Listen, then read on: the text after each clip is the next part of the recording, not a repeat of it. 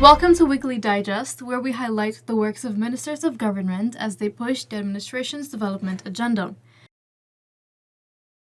The launch of the Youth Summer Camp promises to enhance the valuable social and emotional skills of young people living in Timehri and Suzdijk, East Bank, Demerara.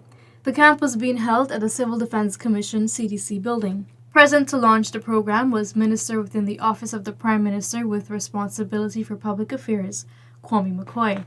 The skills that we are aiming to give to you will complement your learning, your education, will complement you in ways that allow you to be able to become fully functional in society and to be able to operate in ways and manners that will allow you to lead meaningful and productive lives as young people.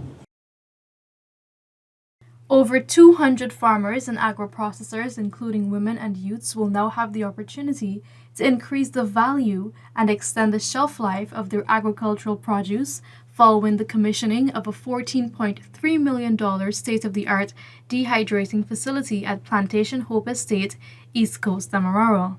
The facility was commissioned on Thursday by Minister of Agriculture Zulfikar Mustafa and the General Manager of the New Guyana Marketing Corporation GMC, Tishana Lal. To date, about 26 farmers and agro-processors have already signaled their interest to utilize the facility, which will source produce from communities including Hope, Unity, and Clonebrook.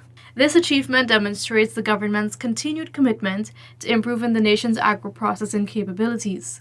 Projects like these are projects that are geared to enhance the farmer's income. We want to make it very productive once again. Because when you talk about Hope, everybody relate this to Hope Coconut Estate, only coconut doing here. So we want to go into various crops. We want to ensure that this facility serve the farmers. The first batch of 50 residents from Iflat along the west coast of Demerara will soon begin poultry production following the launch of a poultry program on Wednesday.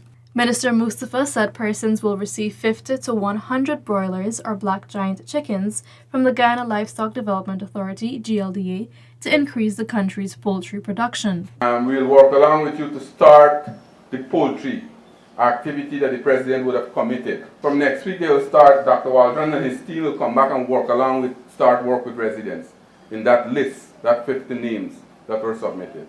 So before, not long from now, we can finish the entire group and work along with that entire group so that we can have a solid group of people here producing poultry at a cheap cost so that we can do that in the community.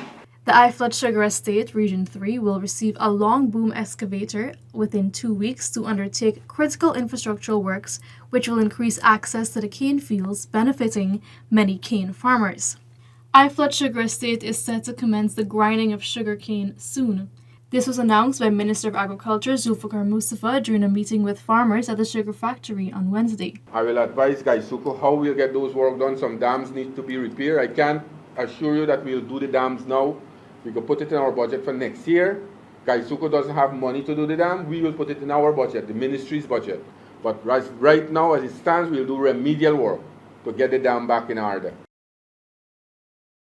Thousands of residents from the hinterland and riverine communities will have easier access to potable water as 16 more new wells will be drilled and several water supply systems will be extended.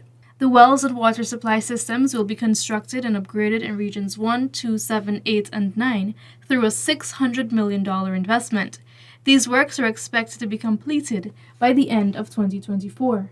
So this year alone, we have completed over 20 well systems. This is to ensure that we advance the water distribution to have a 100% access by 2025.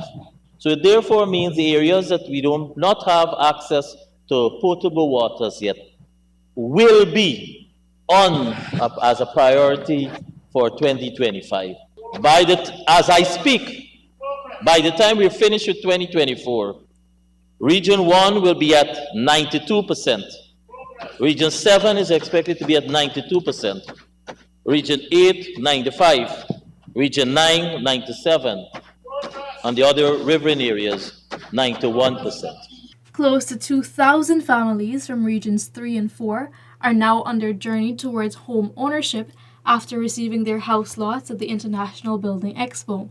The recipients were allocated lands at Wales, Region 3, and Nonpareil and Lebon Intention, LBI, along the east coast of Demerara. A few areas that we have recently signed up, those persons would have signed their agreement and to process the title, and with support from the land registrar, we want to recognize that we were able to process their ownership.